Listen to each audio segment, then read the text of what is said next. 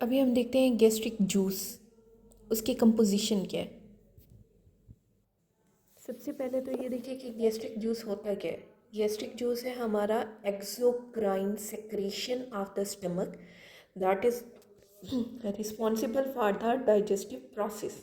ठीक है, अब इसकी कंपोजिशन में देखो कि नॉर्मली कितना प्रोड्यूस होता है। 2 to 2.5 litre per day produce होता है गैस्ट्रिक जूस। और इसकी पीएच कितना होती है, पीएच होती है इसकी 1 to 2, और कुछ बुक्स में लिखा हुआ है 1 to 3.5। ठीक है, मेन जो इसका कंटेंट है वो क्या है, वाटर है।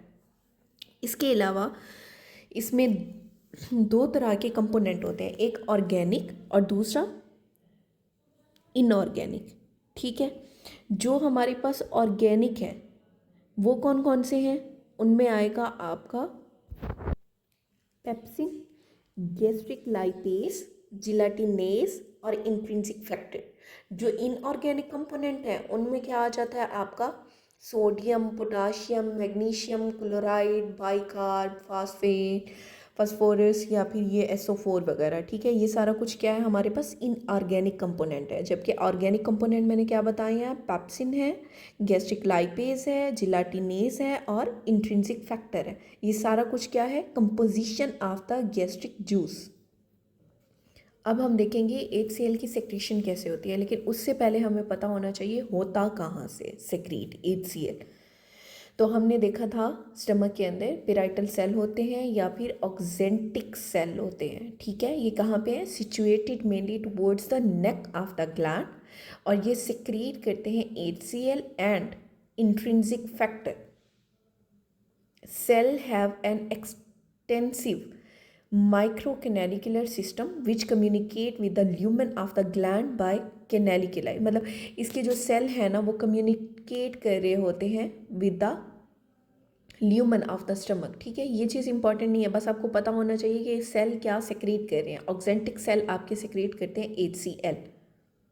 अब नॉर्मली अगर रेस्टिंग स्टेज है, कोई इस तरह का फूड पार्टिकल नहीं है, कुछ नहीं है, ठीक है, तो ये जो माइक्रोकैनेलिकुलर सिस्टम है ना वो कवर्ड होता है with the tubulo vesicular structure, जिसे हम क्या कहते हैं, vesicles are fused with the, मतलब वो आपस में फ्यूज हुए हुए हैं with the microcanalicular system when cell is stimulated. मतलब यूँ समझ लो जब ये इनएक्टिवेट होते हैं तो ये कवर्ड होते हैं, जब ये एक्टिवेट होते हैं तो फिर क्या होता है, ये इनका माइक्रोकैनेलिकुलर सिस्टम एक्टिवेट हो जाता है और ये स्टिमुलाई सेक्रीट करते हैं HCl को। यहाँ पे इस पूरे सिनेरियो में आपको सिर्फ इतना पता होना चाहिए कि आपके जो ऑक्जेंटिक सेल हैं या फिर पेराइटल सेल हैं इन्होंने प्रोड्यूस करना है HCl को, बस, इसके अलावा और कुछ नहीं। आगे देखो HCl सेक्रीशन, HCl की सेक्रीशन कैसे होती है, ये चीज़ इंपॉर्टेंट है। अच्छा देखो, ये वाला जो एरिया है यहाँ पे है हमारे पास ब्लड वेसल। ठीक है, ये ब्लड वाली साइड है। ये क्या है, ये स्टमक का पेराइटल सेल है, parietal cell of the stomach. और ये वाला क्या है, ये है ल्यूमन ऑफ द स्टमक। अब क्या होता है, आपकी जो ब्लड वेसल है यहाँ से कार्बन डाइऑक्साइड ने मूव किया इनसाइड द पेराइटल सेल। ठीक है, इसने जाके OH के साथ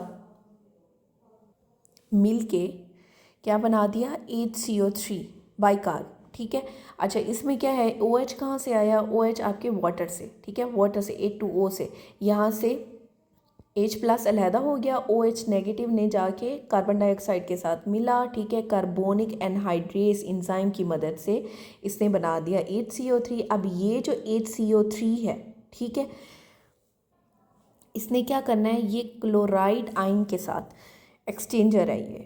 ठीक है, अब देखो क्लोराइड आयन कहाँ से, ये ल्यूमन से, ब्लड के ल्यूमन से क्लोराइड आयन कहाँ जा रहा है, इनसाइड द पेराइटल सेल। यहाँ से ये कहाँ जा रहा है, इनसाइड द ल्यूमन। ठीक है, जबकि आपका HCO3 ये किस साइड पे जा रहा है, ये क्लोराइड के एक्सचेंज में जा रहा है टूवर्ड्स द ब्लड वेसल। ठीक हो गया। अब नेक्स्ट देखो, ये जो हमारा फ्री हाइड्रोजन है, ठीक है, जिसे आप प्रोटॉन कह रहे हैं, इसने क्या करना है, अब जाहिर सी बात है इसने भी बाहर निकालना है। ठीक है, अगर तो ये जाता है ब्लड ल्यूमन वाली साइड पे, तो यहाँ पे क्या है हमारे पास सोडियम हाइड्रोजन एक्सचेंजर लगा हुआ है। ठीक है, उससे क्या होगा, हमारा हाइड्रोजन बाहर जाएगा, सोडियम इन्फ्लक्स होगा। सोडियम अंदर आया, हाइड्रोजन बाहर गया, लेकिन ज़्यादा देर तक ये जो सोडियम है ये अंदर नहीं रह सकता, ठीक है। अब इस सोडियम ने भी बाहर चले जाना है by the help of sodium potassium ATPase, ठीक है, सोडियम पोटाशियम एटीपीएस।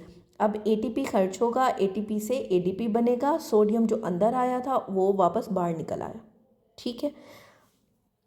अब जो ल्यूमन है, स्टमक का ल्यूमन, उस साइड पे क्या पड़ा होता है हमारे पास, हाइड्रोजन पोटाशियम एटीपीएस पंप पड़ा होता है।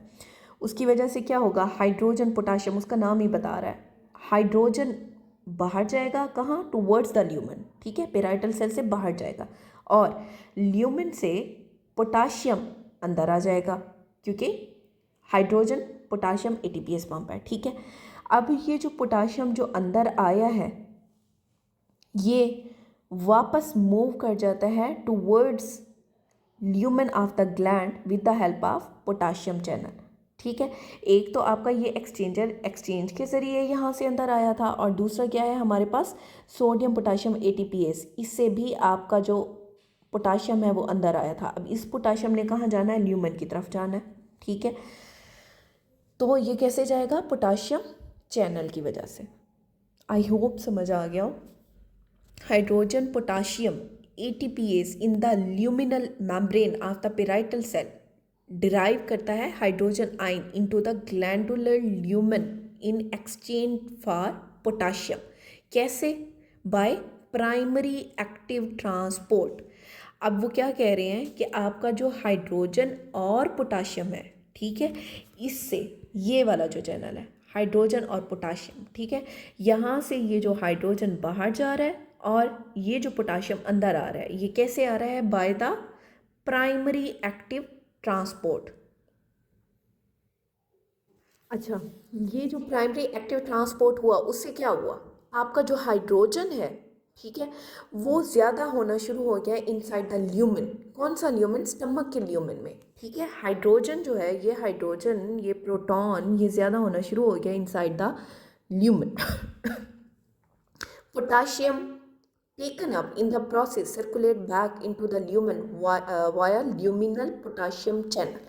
अब देखो उन्होंने क्या कहा कि ठीक है, सोडियम हाइड्रोजन हाइड्रोजन और पोटाशियम ATPase पंप की वजह से हाइड्रोजन तो गया बाहर और पोटाशियम जो है ल्यूमेन से वापस अंदर आया सेल के, ठीक है, इनसाइड द पेराइटल सेल। लेकिन पेराइटल सेल में फिर ल्यूमिनल सरफेस पे क्या मौजूद है, आपका पोटाशियम चैनल मौजूद है, जिसकी वजह से पोटाशियम ने वापस ल्यूमेन के अंदर चले जाना।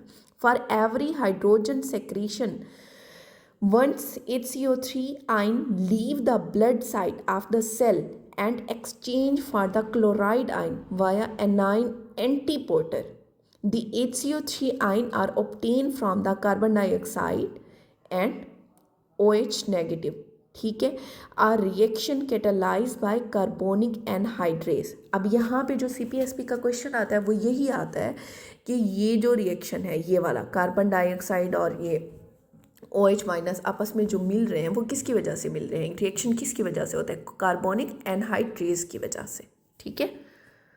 अब इसकी वजह से क्या होता है, ये तो बन गया आपका HCO3। HCO3 कैसे जाएगा बाहर ब्लड वेसल की तरफ, इस चैनल की वजह से, एनाइन एक्सचेंजर, ठीक है। इसने क्या करना है, क्लोराइड को ब्लड से लेना है, पेराइटल सेल में लेके आना है, पेराइटल सेल से क्लोराइड चैनल है और फिर ये कहाँ चला जाएगा, आपके स्टमक के ल्यूमेन में, ठीक है। अब क्या हो रहा है, देखो क्लोराइड जो है ना वो एक्यूमुलेट हो रहा है ल्यूमेन वाली साइड पे, ठीक है। तो इसका क्या मतलब हुआ कि यहाँ पे जितना हाइड्रोजन आयन, ये वाला जितना हाइड्रोजन आयन अंदर जा रहा है उतना ही आपका ये जो क्लोराइड है ये भी अंदर आ रहा है टूवर्ड्स द ल्यूमेन, ठीक है। अब जब इनसाइड द ल्यूमेन बहुत ज़्यादा इंक्रीज़ हो जाता है आपका ये हाइड्रोजन आयन, फिर इसने क्या करना है, अब इसने नेगेटिव इफेक्ट शो करना शुरू कर देना है, ठीक है। क्योंकि ज़ाहिर सी बात है अब सारी सेक्रेशन इंक्रीज़ तो नहीं करनी ना, मतलब HCl की सेक्रेशन हो ही जा रही है, हो ही जा रही है, हो ही जा रही है, लेकिन अब इसे स्टॉप भी तो करना है, ठीक है। अच्छा, इसे पढ़ाने से पहले एक बात ध्यान में रखना कि जो arterial supply of the stomach है उसकी जो pH है ना वो स्लाइटली एसिडिक होती है, जबकि जो Venus supply of the stomach है उसकी pH slightly alkaline in nature होती है, क्यों होती है अल्कलाइन इन नेचर? क्योंकि अल्कलाइन टाइड होता है। अब ये अल्कलाइन टाइड क्या होता है? अल्कलाइन टाइड होता है जो बाइकार्बोनेट आयन है, उन्होंने इंटेस्टाइनल फ्लूइड से वापस चले जाना है कहाँ पे? वीनस ब्लड में। अल्कलाइन टाइड क्या होता है कि बाइकार्बोनेट आयन जो है वो वापस चले जाते हैं इंटेस्टाइनल फ्लूइड से टुवर्ड्स द वीनस ब्लड।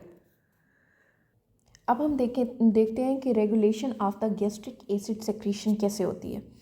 सबसे पहले factor that stimulate gastric acid secretion. अब यहाँ पे इन्होंने बताया हुआ है acetylcholine directly activate parietal cell of the fundus, कहाँ पे? M3 कोलिनर्जिक रिसेप्टर पे। अब ये कहाँ से आया एसिटाइल कोलिन? जो आपकी वेगस नर्व है, नर्व आ रही है ना वेगस, ठीक है, उसने क्या लेके आना है? उसने न्यूरोट्रांसमीटर रिलीज़ करना है। कौन सा? एसिटाइल कोलिन, ठीक है। अब इस एसिटाइल कोलिन न्यूरोट्रांसमीटर ने कहाँ पे एक्ट करना है? इसने एक्ट करना है आपके पेराइटल सेल पे, ठीक है। पेराइटल सेल के ऊपर M3 रिसेप्टर होते हैं। कौन से? M3 रिसेप्टर, ठीक है। इन्होंने उसके ऊपर एक्ट करना है और स्टिमुलेट करना है गैस्ट्रिक सेक्रीशन को। अब यहाँ पे एक चीज़ नोट करने वाली है कि pre ganglionic parasympathetic stimulation release करती है एसिटाइल कोलिन को। प्री गैंग्लियोनिक पैरासिम्पैथेटिक, ये सीपीएसपी का बीसीक्यू है। Pre ganglionic parasympathetic stimulation release करती है एसिटाइल कोलिन को, ठीक है।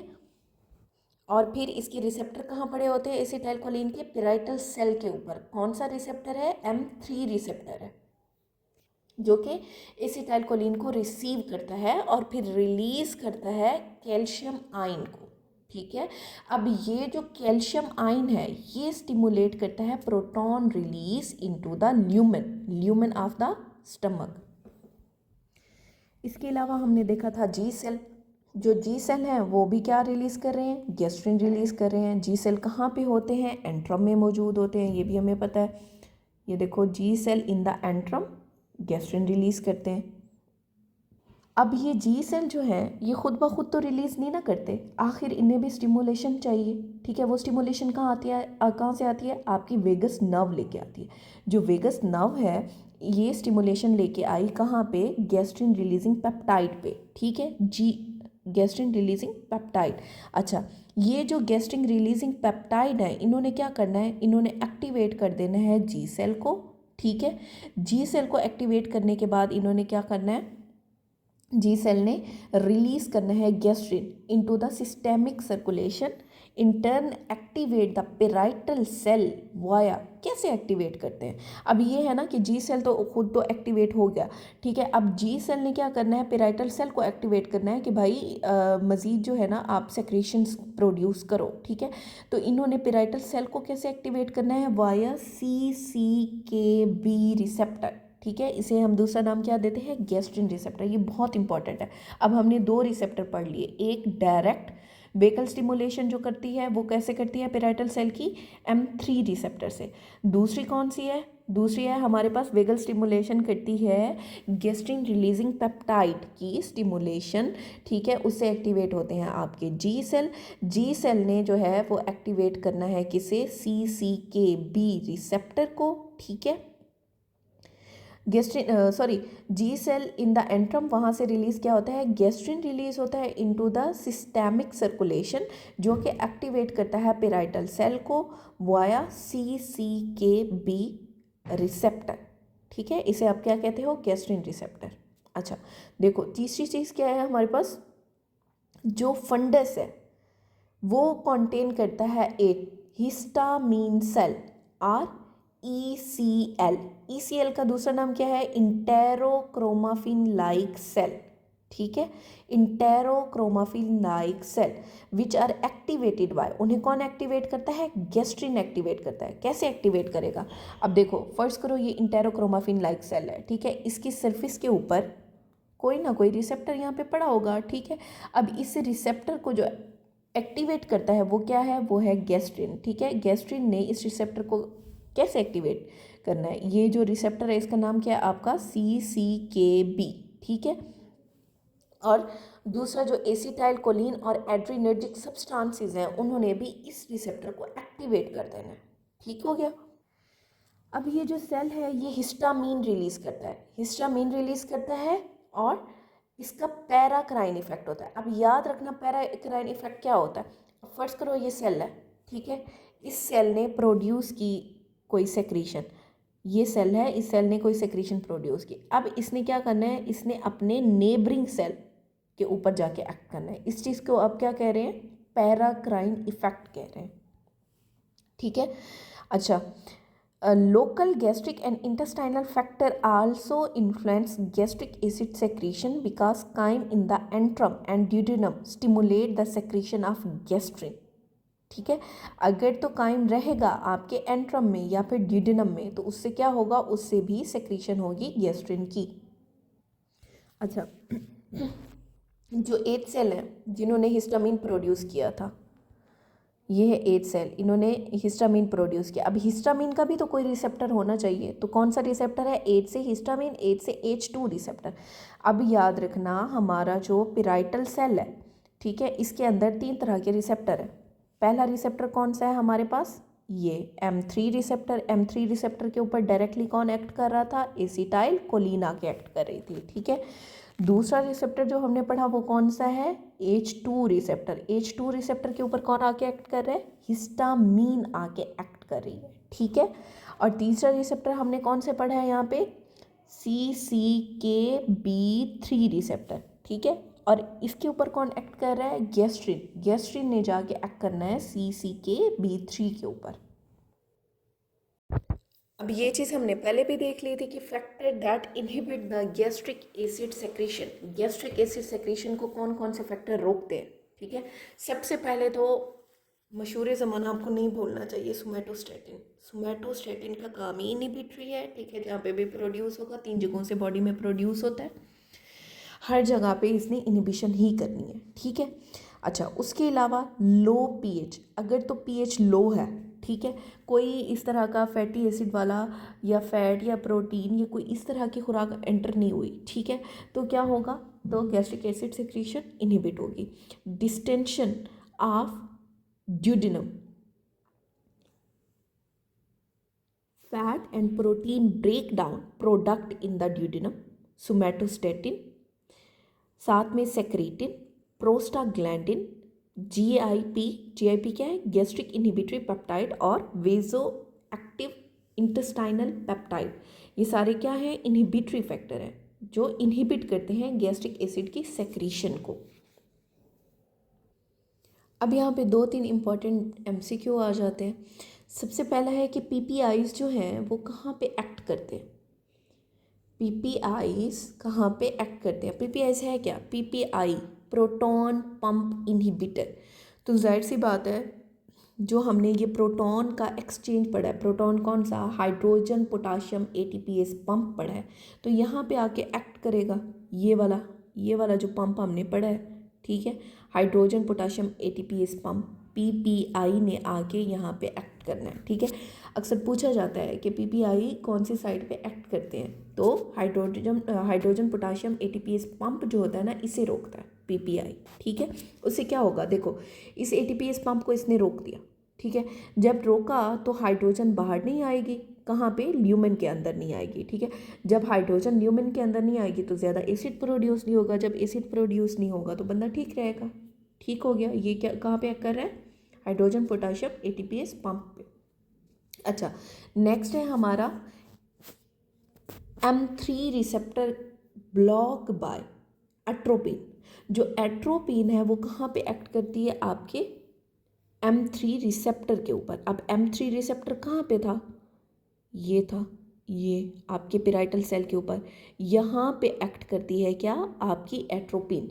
एट्रोपिन ने, अच्छा मोस्ट इंपॉर्टेंट चीज़ याद रखना कि M3 रिसेप्टर को खाली ब्लॉक करती है एट्रोपिन। जब आप एट्रोपिन देते हो तो M3 रिसेप्टर ब्लॉक होता है, ना तो H2 रिसेप्टर ब्लॉक होगा और ना ही CCKB3 ब्लॉक होगा। ठीक है, अच्छा इसके अलावा हम H2 रिसेप्टर ब्लॉकर देते होते हैं, रेनिटिडीन, सिमिटिडीन वगैरह। ठीक है, वो कहाँ पे एक्ट करेंगे, वो यहाँ एक्ट करेंगे आपके H2 रिसेप्टर के ऊपर। ठीक है, यहाँ पे जब एक्ट करेंगे बाकी ये 2 पाथवे आपके चलते रहेंगे, ये पाथवे आपका ब्लॉक हो जाएगा। ठीक है, ये मोस्ट इंपॉर्टेंट है, ये बार बार पूछे गए हैं, तो याद रखना कि कौन सी ड्रग कहाँ पे एक्ट कर रही है, ख़ास तौर पे पीपीआईज़ का आपको पता होना चाहिए।